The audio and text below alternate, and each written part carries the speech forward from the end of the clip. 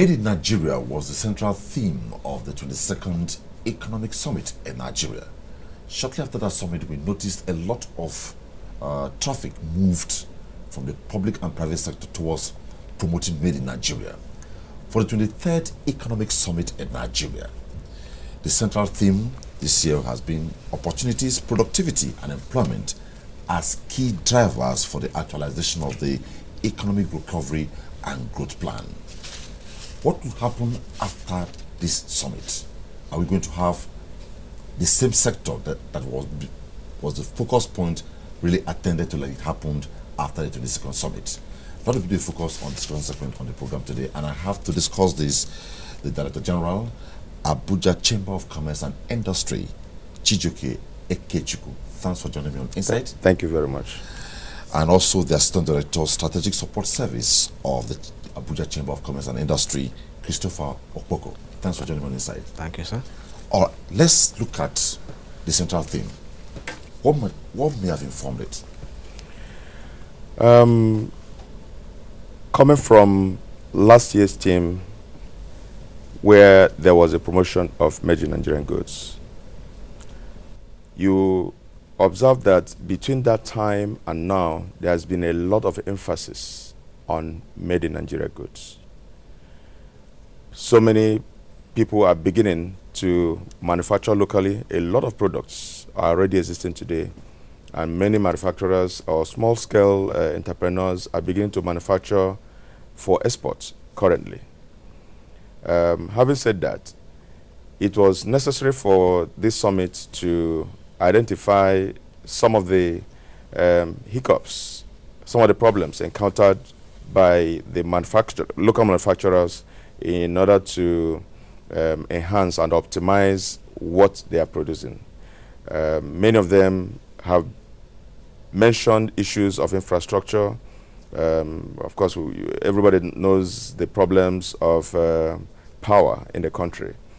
We also know the problems of transportation and related infrastructural issues, and the roads that have not helped situations for manufacturing and distribution channels.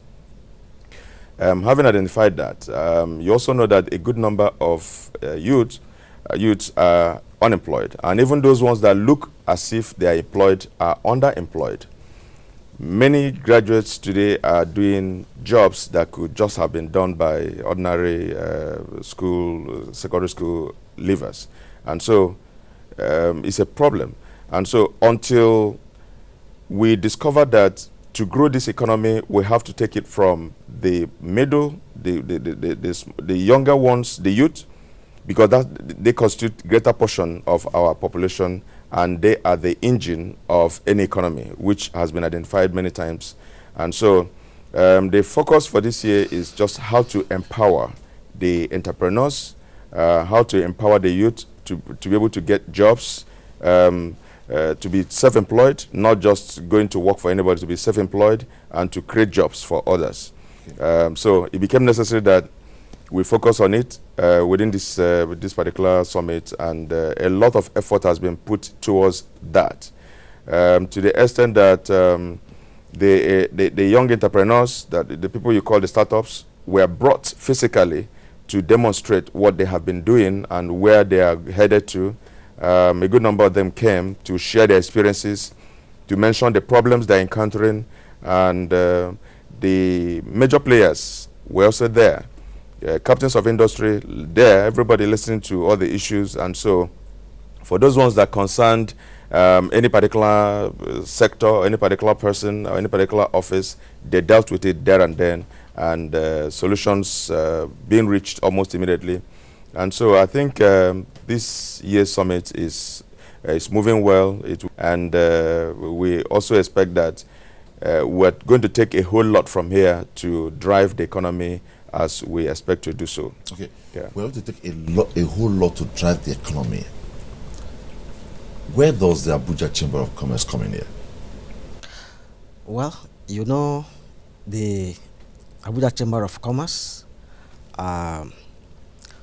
focuses on trade and trade facilitation you know, like our, from what you can see from our recently concluded trade fair, that's one aspect we believe we can use to drive the showcasing of made in Nigerian goods and innovations. And so, like you rightly said, last year's summit was on Made in Nigeria, and it's a core component of the Economic Recovery Growth Plan. And so the Chamber, through its core areas of mandate, will focus its attention on how to also align to that goals and aspiration. Okay, so let's move on now. 4 core thematic areas were looked at: agriculture and agribusiness. How do we drive that at the summit? You can agree with me that the country is already doing well in that area. The figures are beginning to rise. The indicators are there that we are doing well in agriculture right now. So I want to really give kudos to all the various government agencies, the CBN, the Federal Ministry of Agriculture, and all the allied ministries and departments that have contributed towards this growth. You also know that a whole lot of incentives have been given to the growth of agriculture in Nigeria, and even the growth of the allied products of agriculture. Having said this, again, it's not yet Uhuru. We are gradually getting moving. This process only started about 2 years ago. Effectively, I can say in the last 1 year, when the recession hit us very well. Within that period, between that period and now, we've achieved a whole lot of mileage in growing many farmers in all the areas of farming, in the animal husbandry, in plants and other areas. And we have also discovered that many agricultural outputs have been used into production of the agro-allied factories that are beginning to spring up here and there. If you were part of the last trade fair, a whole lot of agricultural products came into being, coming from even the states themselves that came for the exhibition. Was it fully driven by the Chamber of Commerce? Yes, fully driven. Okay. Taking it from the summit that is happening, many agricultural farmers that never knew sources of funding, that never knew the various incentives given by CBN, never knew the avenues for funding their various farming facilities, are going to be knowledgeable from going forward. And if they know where to go to fund, get their funding, they will easily reach it, and they know that there is a credit guarantee, a particular department of a particular parastatal from CBN that guarantees the credits given to agriculturists by bankers. Mm-hmm. Many of them didn't know about this before. The different funding organizations are saying, yes, we can give out these funds at rates less than, of course, that's a single-digit rate. And these were information they didn't have. But I tell you, one problem I still have with this entire situation is the fact that the rural person that is somewhere doing great agriculture somewhere is not going to know that there's a summit like this exposing enough information concerning sourcing of funding and all that. I still want to believe we haven't started optimizing the research centers all over this country. In doing this, I expected that a research center like IITA should have been present to tell the entire world the kind of seedlings they have, the kind of improved seedlings they have, the kind of agricultural technology they have today to be able to improve on what we're doing. Okay. Many times I really sympathize with them because they churn out a lot of researches, a lot of products, and nobody comes to take them, benefit from them. And there are many of them existing in this country that we do not know about. So we need more information for the entire country, for the entire farmers and even potential farmers. We need more information to tell them what to do to be able to access funding and to access these improved seedlings and many things they need to do. One other thing we discovered that's existing in that area is knowledge. There's a major knowledge gap. Okay, before we jump over it, let me take Opoko. Yes. Talking agric and agribusiness, if we don't migrate from the very hoe to knife to mechanical, will we achieve it? Of course, no. Because when you say agriculture and agribusiness, one should see modernization. Of course, you know, we can't, it's no longer business as usual. The era of cutlass and hoe agriculture is gone. You know, the whole essence of agric and agribusiness is to move us to this modernized kind of agriculture. So that is the terrain we are talking about. It's not about the previous kind of subsistence agriculture. And in fact, the entire value chain, which we also bring about the technology, you know, because that's what is going to drive the modern agribusiness. Okay. I remember vividly that a group of concerned persons, Nigerians in the agricultural sector, raised an alarm recently that they were not aware of most of the incentives, and they have said it here.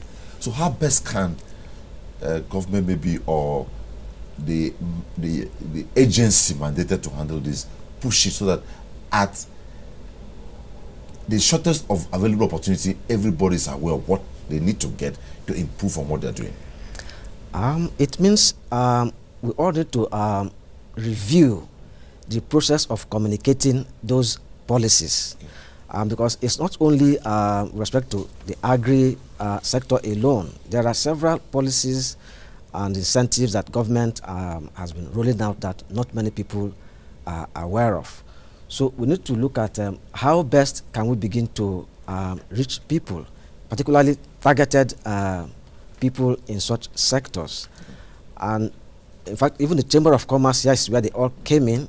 Sorry, this is where they all will come in, because if they have a repository of such informations, they have members in agri sector, for example, that they need to disseminate this information to, and other groups can also take it forward from there. Okay. Yeah, adding to that, it became an issue because when we took on at the last trade fair, we took on CBN because they also participated in the trade fair to tell Nigerians all that they were doing. We took them on the issue of disseminating information. They are doing a whole lot of things, incentives to all sectors. But they agreed with us that many people do not know about this, and it was an issue for further discussion. We observed that in disseminating information, they use the newspapers, the TVs, the radios. Many of these people that are supposed to be beneficiaries of these programs are not sitting down to watch TVs. They're in the farms doing one thing or the other. So how do you then reach these people to let them know what they need to gain from all these programs that are churning out from CBN and other institutions?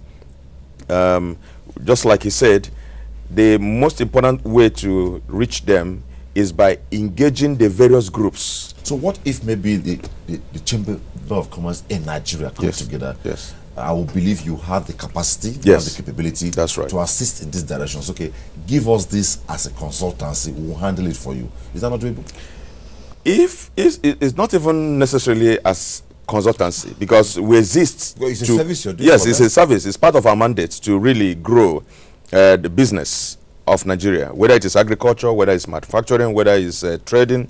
You know, it's our mandate. So we don't even need to treat it as a consultancy.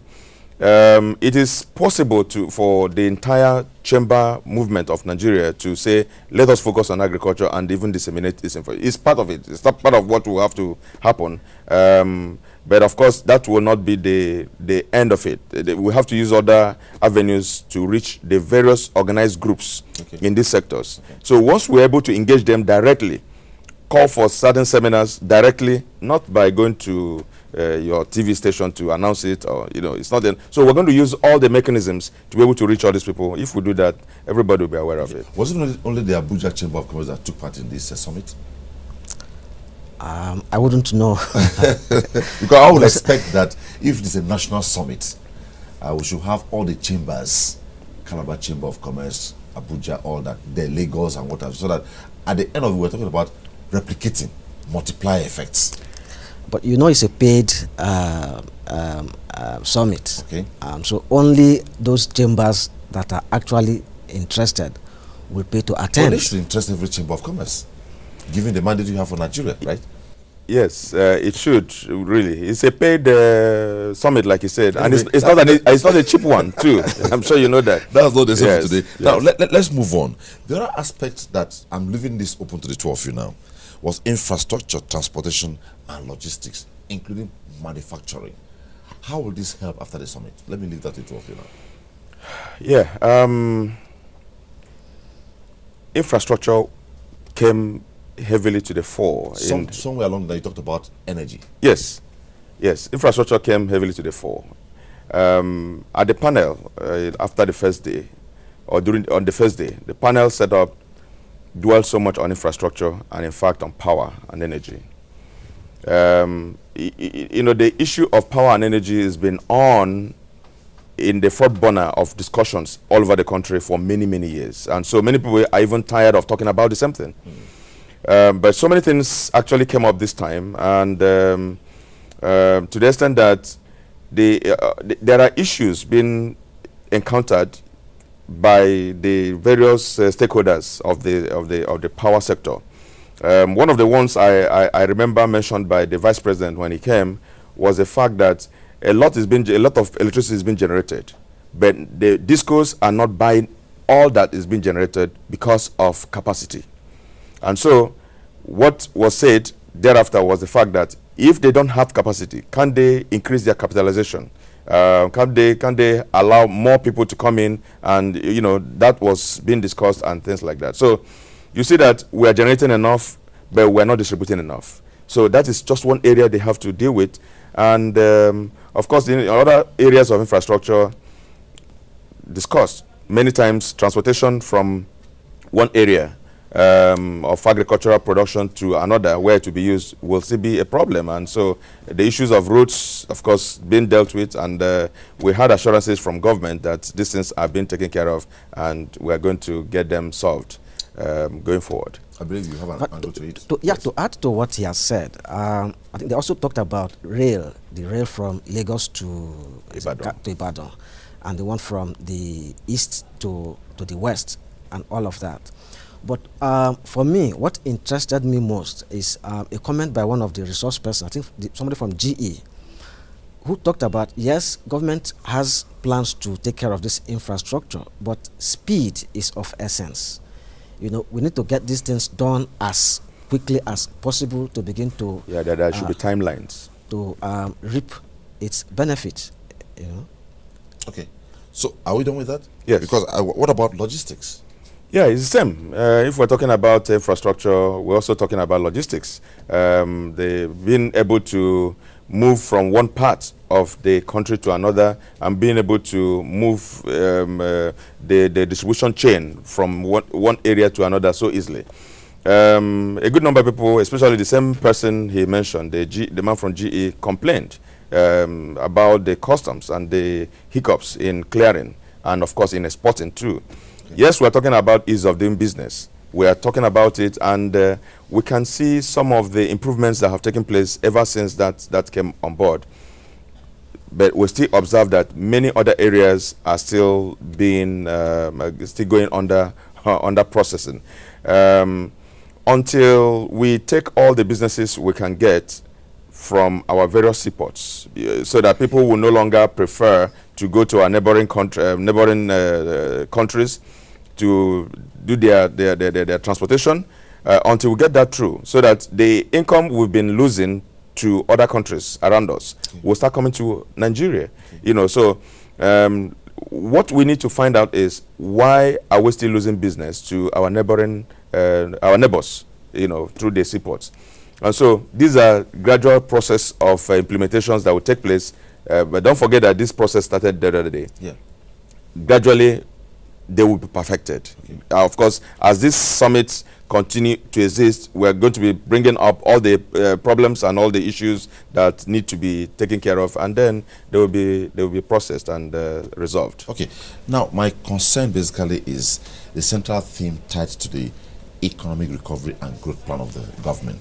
Now, there are three core things that concerns me, and before I go to the link. Yes. Strategic investment options, frameworks, models, and business cases for unlocking capital flows that create job opportunities.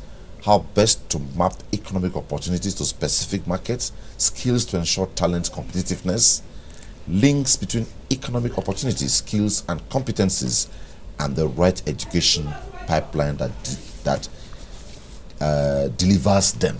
Now, startups. Right.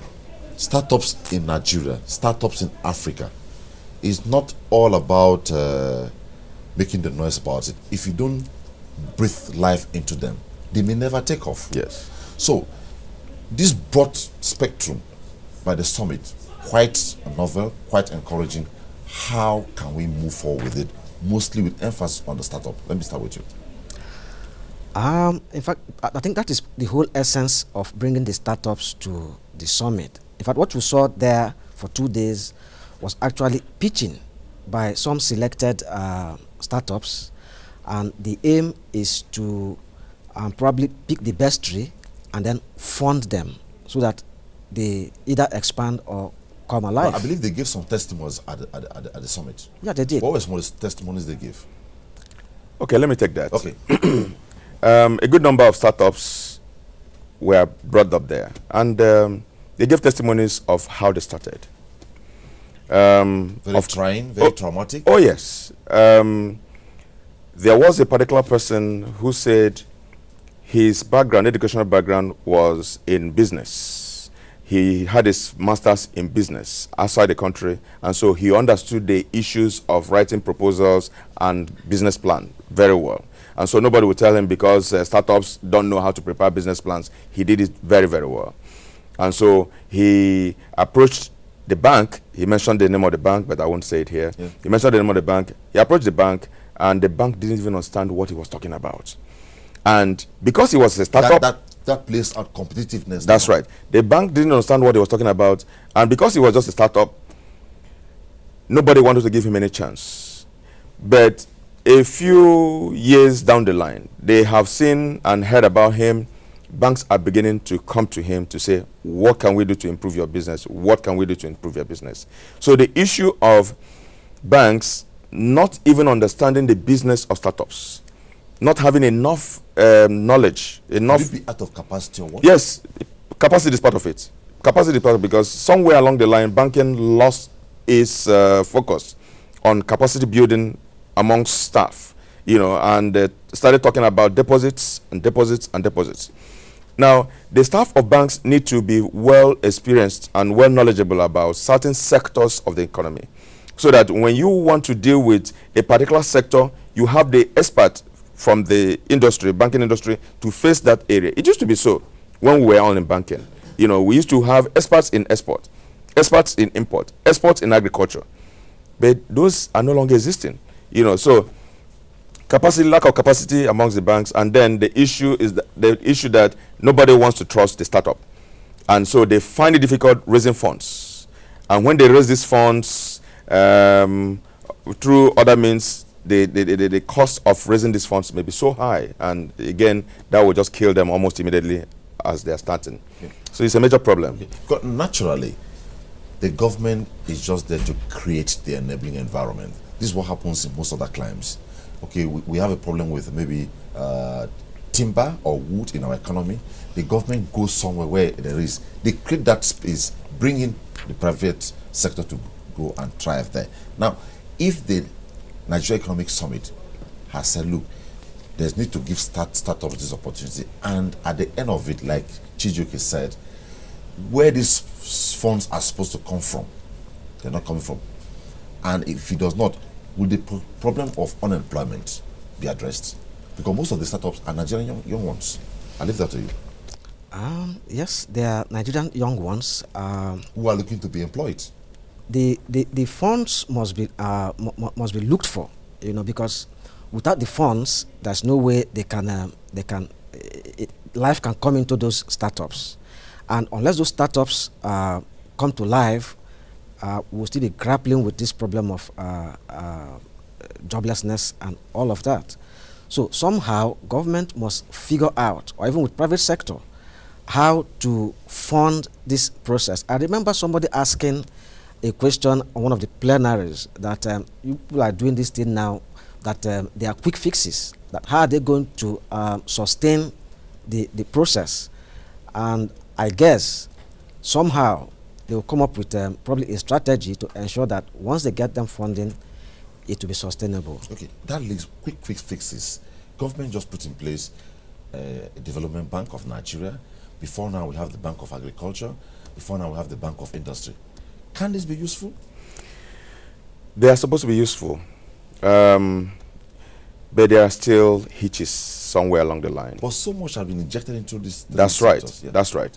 The hitches again still come in form of cost of funding. The hitches still come in the form of trusting these startups without asking them for the collaterals that they don't have.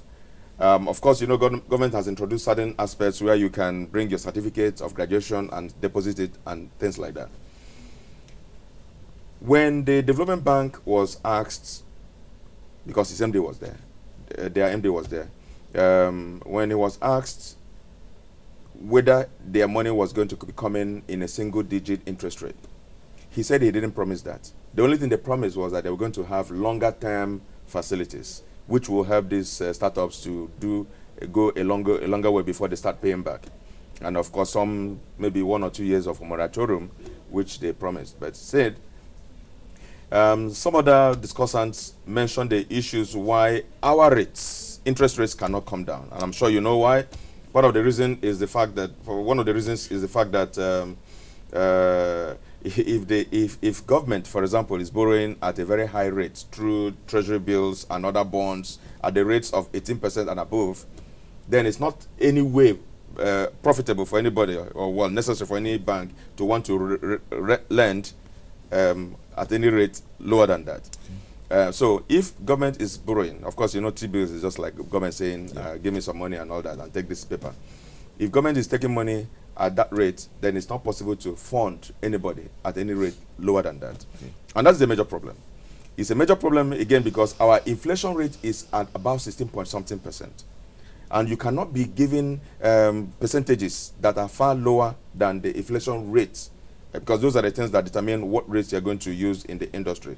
One thing that was very obvious, that came very open to us, was the fact that a country like Benin Republic, that is just beside us here, has inflation rates as low as 2% and 3%. So for such a country with an inflation rate as low as 2% or 3% in Africa, it will be easy to bring down the lending rate to as low as even 5%. So how do we correct it now? Yes, it has to do with demand and supply of money, availability of money. Do we have enough money? The local currency or the foreign currency? No, local currency. Okay. We're not going to go into the foreign one yet. Okay. If we have enough money, right now, of course, you know the deficit budget we have a deficit budget. So government is getting money from everywhere to be able to bridge the gap of the deficit that we have. In order to do that, they have to be getting it at certain rates. And if government is getting these monies at certain rates, it is not going to be possible for us to shoot down the interest rate or the borrowing rate or the lending rate, because the rates are already high. There is no money in the system. You know, if there is no money, enough money in the system, then of course, you know, like I said, demand and supply of money is what is causing the rate. Okay, we will not say all hope is lost. There's hope anyway. Obviously. So if I ask you, Mr. Opoko, what message will you give to Nigerians, prospective startups, prospective entrepreneurs who believe that, okay, after the summit, there will be some kind of fresh breath around that ambit so that they can pick and start their business? What message will you give them? Should they lose hope? There is a lot of hope. A lot will happen after the summit, because the vice president reeled out a lot of things that happened after last year's summit. And so we also believe that they are going to take the recommendations forward to the Federal Executive Council, and they are going to implement the recommendations of the summit. If that is done, of course, a lot of improvement is going to happen in the economy.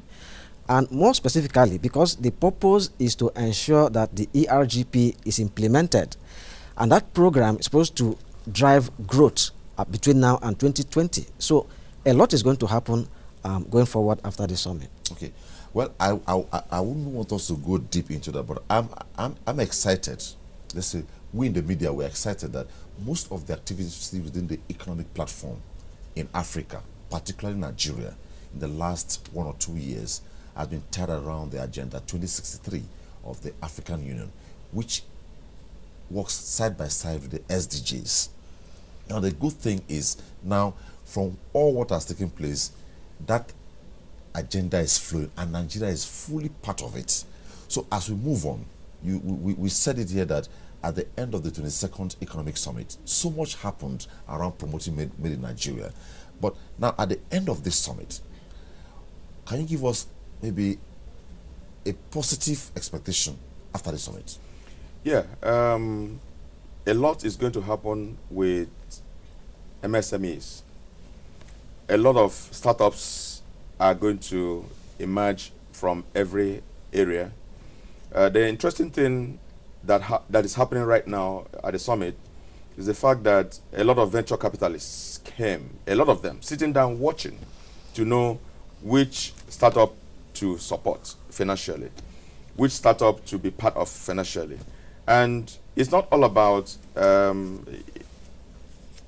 giving facilities. You know, there could be equity. When you talk about venture investors, yes, are they Nigerians or foreigners? They are Nigerians. Some of them are Nigerians, some of them are foreigners. Because a lot of us, when we hear about venture funders and yes, what have, we expect that there should be people who fund, and with the money is plowed back here, yeah, and not the fund, the money is taken away out of the Nigerian economy. Some of them, most of the, in fact, the people, the ones that came are actually Nigerians. Okay. But whether their owners are foreigners, that we may not know, or whether they are getting their funding from outside the country, we don't know. But we're talking about Nigerians that are here, and you know, you can participate in some of these things by even being part of it through equity.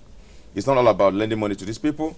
It's about making sure that they're growing, and so you can be part of their businesses by equity, being part of the business and running it with them and things like that. So a lot of that is happening, and many of them came for this summit, and we expect that many more startups are going to be engaged in the businesses they do, and many more are going to come on, and they're going to also have access to information and knowledge of where to go to get their funding at a reasonable rate of and reasonable conditions for their facilities. Okay. Well, to add to that, you see, one of the sessions was with the members of the National Assembly. Yes. And they looked at the legislature was also involved. Yes. Yes. Okay. Now they looked at there are 14 key policies and laws that are inhibiting the growth of business, and I think the summit got them to say that between now and committed them, you know, that they're going to saying yes, that they will work towards getting those bills passed. And once that happens, it's going to unlock so many opportunities and, in fact, a new vista for businesses. Okay. So that is also going to help in the legal issues not play up. When you're talking about the interpretations, yeah, interpretations, and then of course the making of laws, yes, you're also talking about the legal side of them. Some of these things have their legal connotations, which didn't come out overtly, you know. So where they're also related to the National Assembly involvement in this whole summit. Okay. On the whole, let's say this way: speak to the economy, speak to Nigerians. In conclusion, every Nigerian should think about being an entrepreneur. Our schools, universities should train entrepreneurs. They shouldn't train people that come out to start looking for work. Every university program should be geared towards training entrepreneurs and making sure they come out entrepreneurs. And Nigerians should take advantage of all the incentives churned out by federal government, by CBN and all the agencies to ensure that they take advantage of what is going on today, ease of doing business and growing local businesses. That's what Nigerians should do. Okay. Well, for me, I believe the economy is picking traction. It's already beginning to show positive growth. We need to consolidate on the current effort. We need to put more effort to drive that growth and ensure that it is sustainable. Okay. Thank you so much. Well, 22nd Economic Summit tied to Made in Nigeria. We saw a lot of activities happen there. We also hope and believe that this one was targeted at giving a lot of support to the economic recovery and growth plan of the federal government in Nigeria. Yeah. Well, thanks so much, gentlemen. It was nice talking with you, and we believe that the positives you have put out and the message you have put out to the research institutes, to the universities, to the tertiary institutions on the need to train entrepreneurs, not those who come and look for white-collar jobs like me and maybe like you will be taking. Christopher Okpoko, Assistant Director, Strategic Support Service, Abuja Chamber of Commerce. Thanks for being on Inside with me. Thank you. And also the DG, Chijioke Ekechukwu. It was nice talking with you on Inside. Thank you very much. Okay.